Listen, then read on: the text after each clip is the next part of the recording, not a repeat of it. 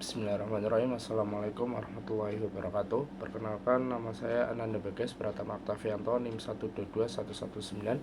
Di sini saya akan mempresentasikan filsafat barat klasik dan alirannya. Untuk yang pertama, pengertian filsafat barat.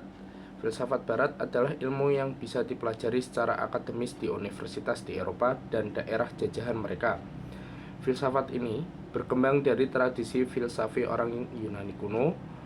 Namun, pada hakikatnya tradisi filsafi Yunani sebenarnya sempat mengalami pemutusan rantai ketika salinan buku filsafat Aristoteles seperti Isago, Cratygeros, dan Propri telah dimusnahkan oleh pemerintah Romawi bersama dengan eksekusi mati terhadap Boethius yang dianggap telah menyebarkan ajaran yang dilarang oleh negara. Yang kedua adalah tokoh utama filsafat barat. Tokoh utama filsafat barat ada tiga, yaitu Wittgenstein, Immanuel Kant, dan René Descartes. Dalam filsafat barat secara sistematis terbagi menjadi tiga bagian besar, yaitu yang pertama bagian filsafat yang mengkaji tentang ada atau BI, bidang filsafat yang mengkaji pengetahuan epistemologi dalam arti luas, bidang filsafat yang mengkaji nilai-nilai menentukan apa yang seharusnya dilakukan manusia, yaitu aksiologi. Yang kedua, filsafat dalam zaman klasik. Filsafat terutama filsafat barat muncul di Yunani semenjak kira-kira abad ke-7 sebelum Masehi. Filsafat muncul ketika orang mulai memikirkan dan berdiskusi akan keadaan alam, dunia, dan lingkungan di sekitar mereka, dan tidak menggantungkan diri kepada agama lagi untuk mencari jawaban atas pertanyaannya. Fenomena ini menimbulkan suatu perubahan dalam proses berpikir dari mempercayai mitos-mitos yang berkembang di tengah masyarakat menjadi pemikiran yang lebih masuk akal. Tokoh terkenal pada zaman klasik yang pertama adalah Socrates. Menurut Socrates, pengetahuan dapat diperoleh dengan melakukan pengamatan terhadap hal-hal yang konkret dan beragam corak, namun masih termasuk dalam jenis yang sama.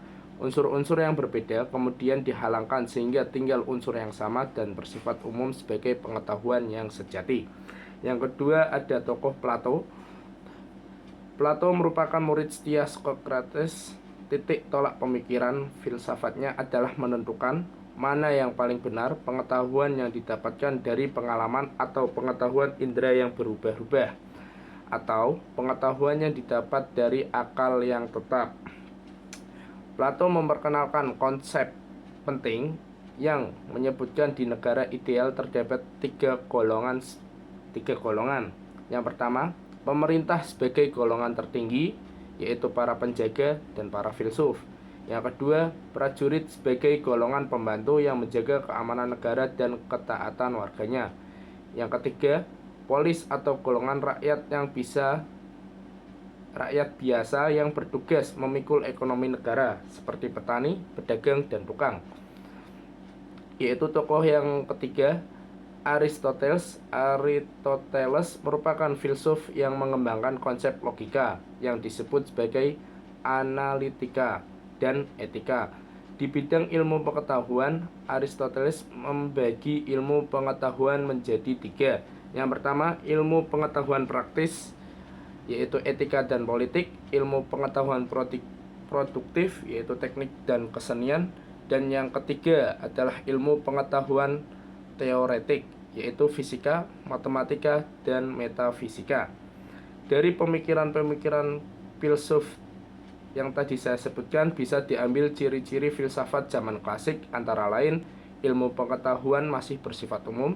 Yang kedua, kebanyakan masih memikirkan asal-usul kehidupan. Yang ketiga, masih ada perbedaan pemikiran antara filsuf satu dengan yang lain. Dan yang terakhir, pembagian ilmu pengetahuan masih terbatas.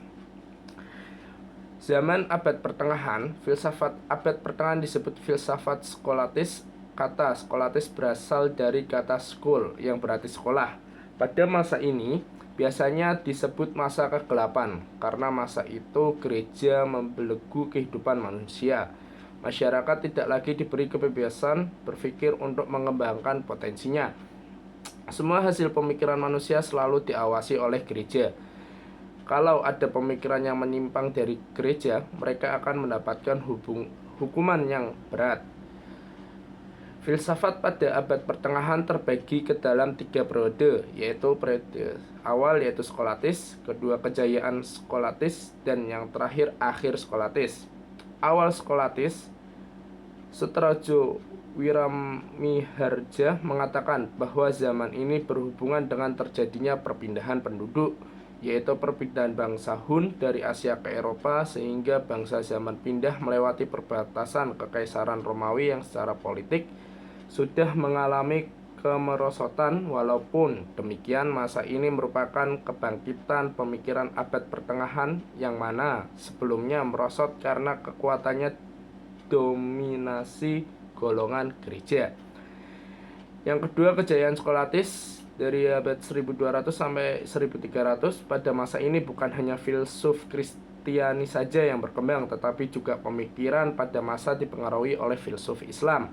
Masa ini juga disebut dengan masa berbunga karena muncul universitas dan ordo-ordo yang menyelenggarakan pendidikan ilmu pengetahuan. Yang terakhir ada masa akhir skolatis dari 1300 sampai 1450 Masehi.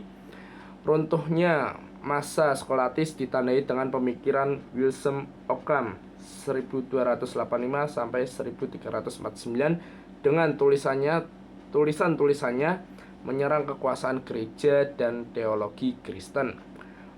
William Ockham merasa membela agama dengan menceraikan ilmu dari teologi. Tuhan harus diterima atas dasar keimanan, bukan dengan pembuktian, karena kepercayaan teologis tidak dapat mendemonstrasikan. Ciri-ciri filsafat abad pertengahan ada 3. Yang pertama, filsafat sudah diajarkan pada sekolah-sekolah, adanya pengaruh gereja, dan yang terakhir, pemikiran mereka berdasarkan keyakinan kepada doktrin gereja. Filsafat pada zaman modern.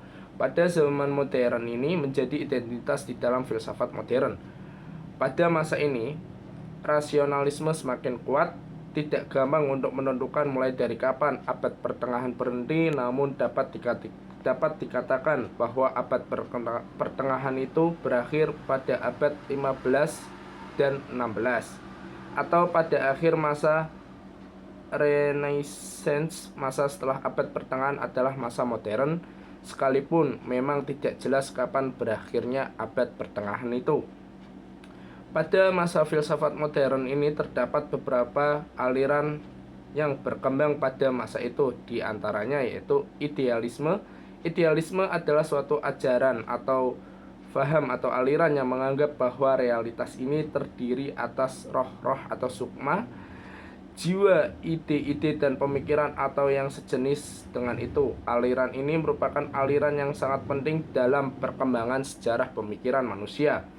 Yang kedua, materialisme. Materialisme merupakan faham atau aliran yang menganggap bahwa dunia ini tidak ada selain materi atau natur alam, dan dunia fisik adalah satu. Yang ketiga adalah dualisme. Dualisme adalah ajaran atau aliran yang faham memandang alam ini terdiri atas 2 macam, yaitu Hakikat yaitu hakikat materi dan hakikat rohani. Kedua macam hakikat itu masing-masing bebas berdiri sendiri, sama azazi dan abadi. Perhubungan antara keduanya itu menciptakan kehidupan dalam alam. Contoh yang paling jelas adanya kerjasama kedua hakikat ini adalah terdapat pada diri manusia. Yang keempat ada empirisme. Empirisme adalah suatu tulisan dalam filsafat yang menyatakan bahwa ada pengetahuan berasal dari pengalaman manusia. Yang kelima, rasionalisme. Rasionalisme adalah merupakan faham atau aliran atau ajaran yang berdasarkan ratio, ide-ide yang masuk akal. Selain itu tidak ada sumber kebenaran yang hakiki. Yang kelima, fenomenalisme.